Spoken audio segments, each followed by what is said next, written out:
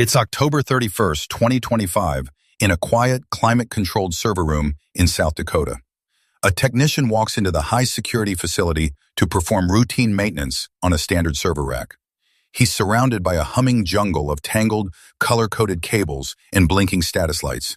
He identifies a single wire, a small, unassuming connection marked for a secondary, non-critical system. He reaches into the rack, pulls the physical connection, and waits for the status light to flicker off. But outside these sterile walls, the digital presence of the state of South Dakota is effectively vanishing. For the next 48 hours, the entire IT infrastructure of the state government is paralyzed. The DMV can't process vehicle registrations.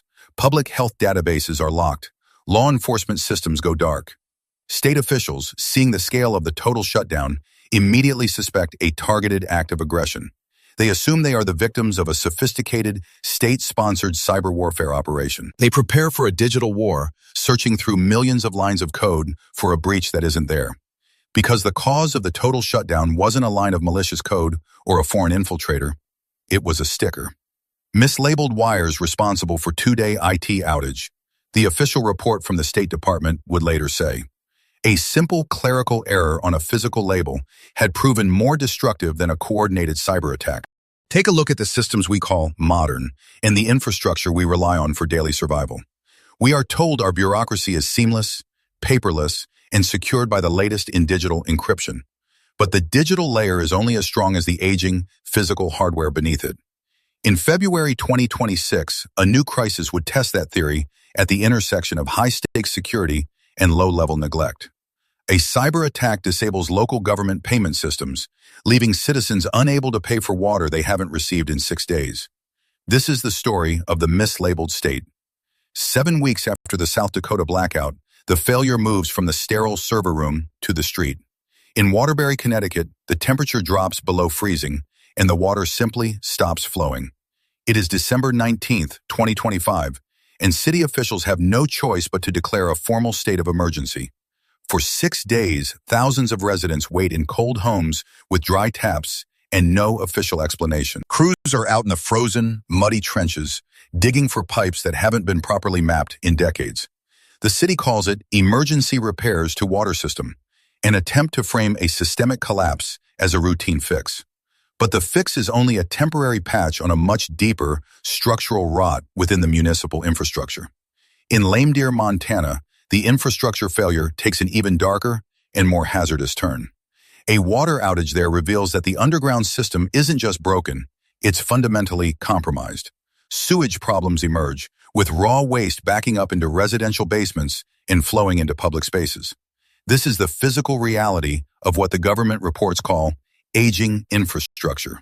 It isn't a clean digital error, it's a physical hazard that threatens the basic safety of the population.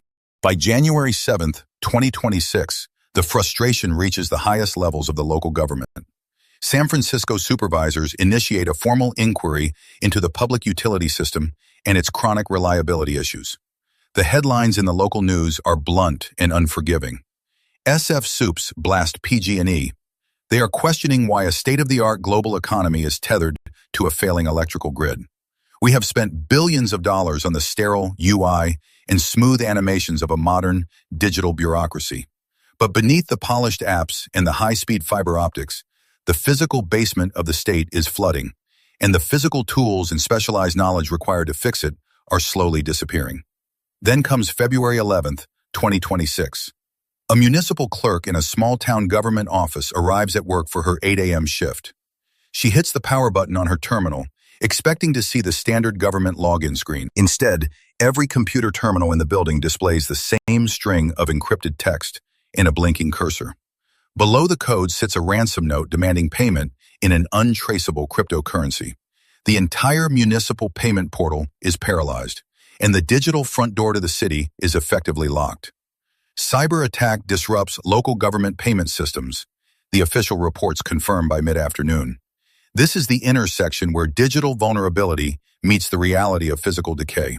In towns like Waterbury, residents have already been struggling without running water for nearly a week. They attempt to log on to the city's website to pay for services they aren't even receiving in their homes. They are met with a white screen, a spinning icon, and a blunt two-word status update: service unavailable. The transition to these digital portals was sold as a way to eliminate administrative overhead and red tape. It was supposed to be the frictionless, paperless future of civic life and modern governance. But by consolidating every financial transaction into one cloud-based system, the state created a single point of failure. The attackers didn't need to sabotage a water pump or cut a physical wire to cause chaos. They simply locked the digital front door and held the key for ransom. A local government entity is now functionally frozen, unable to perform the most basic tasks of a state. It cannot collect property taxes, it cannot process public fees, and it cannot verify the invoices for emergency repairs. The bureaucracy is caught in a self-defeating loop of its own making. It is trying to solve a physical infrastructure crisis using a keyboard and a terminal that no longer responds. The digital state has become a locked room where the residents are trapped outside. The finger-pointing begins in earnest before the computer screens are even back online. In San Francisco, the Board of Supervisors convenes an emergency public hearing to address the mounting failures.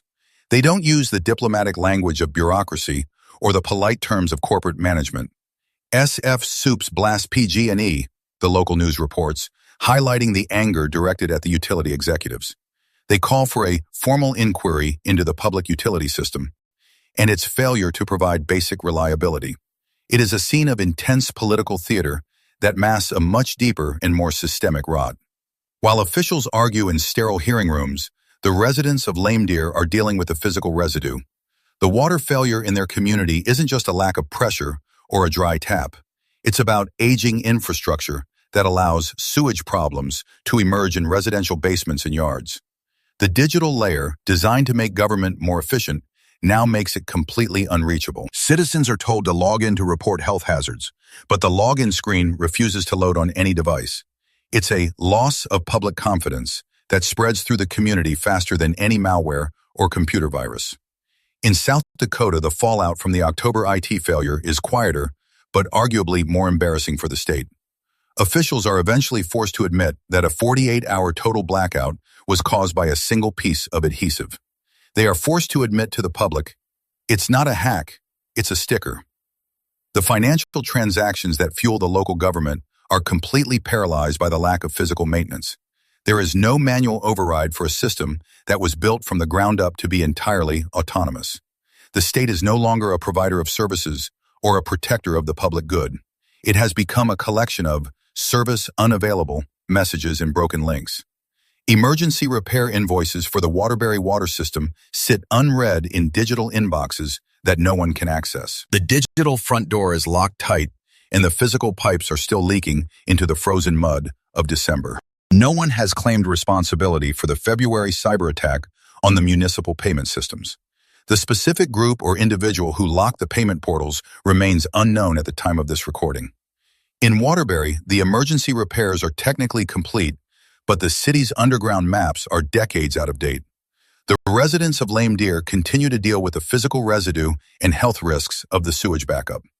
In South Dakota, the IT department has started a massive department-wide audit of its entire physical inventory. They are now painstakingly relabeling every physical cable and every server rack in the building by hand. The official report on the 48-hour statewide blackout was final and unchangeable. It wasn't a failure of the digital encryption, the firewall, or the security protocols. It was a failure of the adhesive on a small, cheap paper label. Today, a resident stands at a computer terminal that still refuses to process her utility payment. She watches through the window as a flatbed truck hauls in another emergency crate of bottled water. The service unavailable screen flickers in the reflection of the dark, silent office.